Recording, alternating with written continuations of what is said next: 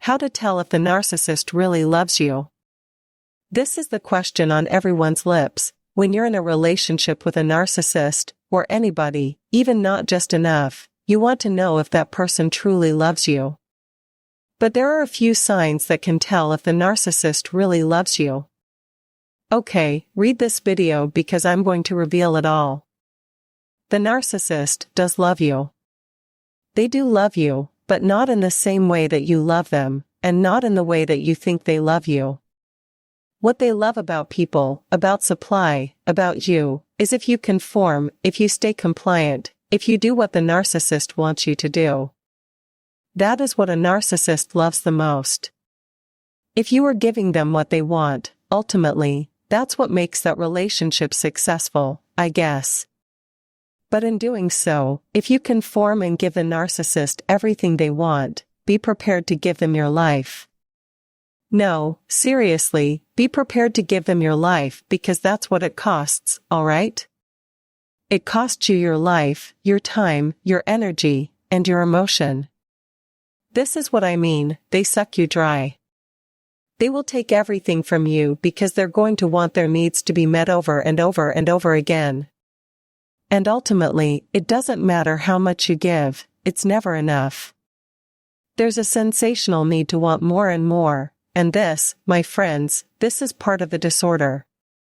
This is part of what is going on.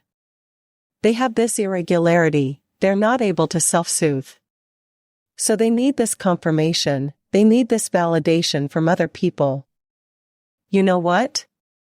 It's not just you that they're getting this from, they're getting it from other people because, again, like I said, there's a sensational need that never gets met. It doesn't matter how much love you show them, how much unconditional love you give them, how much patience, compassion, empathy you show them, it is not enough. They want more because there's this inability to self-soothe. There's this instability in mood, in perceiving outside information or stimuli within your environment, to be able to self-soothe, to be able to perceive the information when someone is giving you unconditional love that you understand that that is what that person is giving. They don't see emotions and people in the same way that you or I do. What they see is your unconditional love. They don't see the emotion, they don't see the hard work and the energy that you have put into it. What they see is something that they expect from you. There's an expectation for you to provide this for them. So, how much can you give? How much is enough? Well, actually, they want you to do this all the time. And there is an expectation for you to do it all the time. They need you to do it all the time, they expect you to do it. At the beginning of the relationship, the narcissist would have worked really hard to get you on their side, meaning they would have mirrored you, they would have obsessed over you, they would have put you on a pedestal. They would have made sure that you felt good at the beginning so that you became hooked and that you fell in love with them. They told you also that they love you, and you fell in love with a version of the narcissist, a version that actually doesn't exist, that cannot exist forever. If you were to strip back the skin and look inside of what that person really is, there is a whole lot of darkness in there, there's a whole lot of unmet needs. And what that manifests itself into is problems with interpersonal relationships, rage, anger, entitlement, and the list goes on because they can't self-soothe, they can't feel good on their own. So they look for others to do that, and that is what the narcissist requires. But that isn't love. There isn't this togetherness, there isn't this building something together. In fact, narcissistic relationships happen in reverse where they're so intense, where they're so engulfing at the beginning, and then the intensity lessens over time, and you feel like you're losing them. Healthy relationships happen the other way around. There isn't this intensity, things don't happen at a fast pace. It's slow, and then it progresses and deepens. But for a narcissist, it happens the other way around because they want you to fall in love with them. There's this rush for you to fall in love with them, for you to provide them with everything that they are looking for, with everything that they need.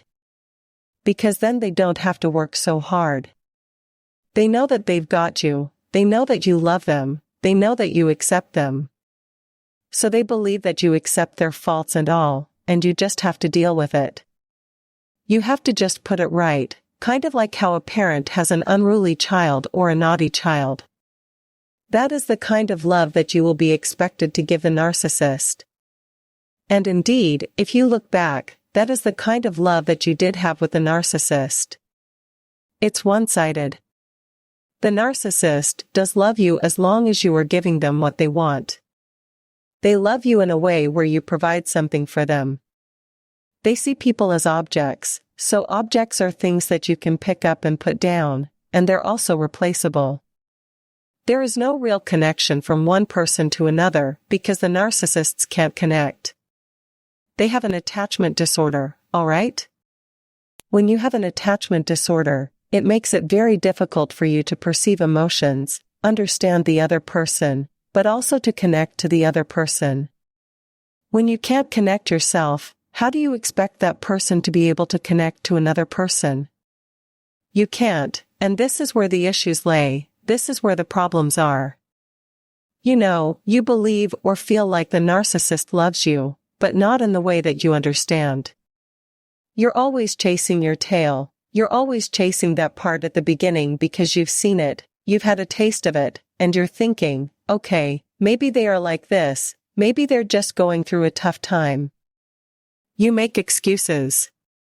But at some point, you have to understand that this person is not okay, this person can't connect to you in the way that you want them to, and the love that you experience from this narcissist isn't the love that you kind of understand or expect. Their love is obsessive, their love is engulfing, but then it's also nothingness. And it's also something that you crave, that you are trauma bonded to. There's also a betrayal bond, they also tell you lies. You see, so it's this fantasy that we create about this person that we feel that they love us. We feel, at some point, that they have loved us, but actually, this love never existed. This love was just a mirage of what you wanted it to be, and we make up these scenarios or these kind of stories in our head. We think, okay, maybe it is this, maybe this person doesn't feel good, or maybe I'm getting it wrong. And we internalize it, and we think that at some point, we are making a mistake or we are being too harsh on this person because it's hot and cold all the time. So at points, it can feel good, and then at other points, they withdraw, and it's what makes it really difficult to gauge whether this person actually is in love with you. But what I will say to you is this person doesn't really know how to love on a healthy level. You know, there may have been snippets of this at certain points within the relationship, and don't get me wrong, like, you probably had some wonderful times with this person, and there are memories with this person, but there is no depth to this. There isn't this long-lasting kind of foundation in these relationships, because it is not built to last. The narcissist doesn't love you, the narcissist doesn't enter into this relationship for it to last forever. What they enter this relationship into is to get their needs met. They have an agenda, they know this relationship is not going to last forever. So they need to make sure that their needs are met in a certain time point so that when you do eventually leave, they are going to be okay. They're going to have somebody else who they can run to and get supply. They're going to make sure that they're okay. And they're never going to tell you, they're never going to explain this to you because, actually, they don't know that they said, they don't have the bandwidth to be able to explain this to you. Maybe they might know that there's something a little bit off or something's not okay, but they're never going to be able to explain it to you in this way that they have an attachment disorder, that they're not able to connect. And it's not just you, please don't think it's just you. This is happening to everybody that they have been involved in a relationship with. So please know that it's not because you weren't enough. This is how the narcissist loves. Okay, this is what they expect from you.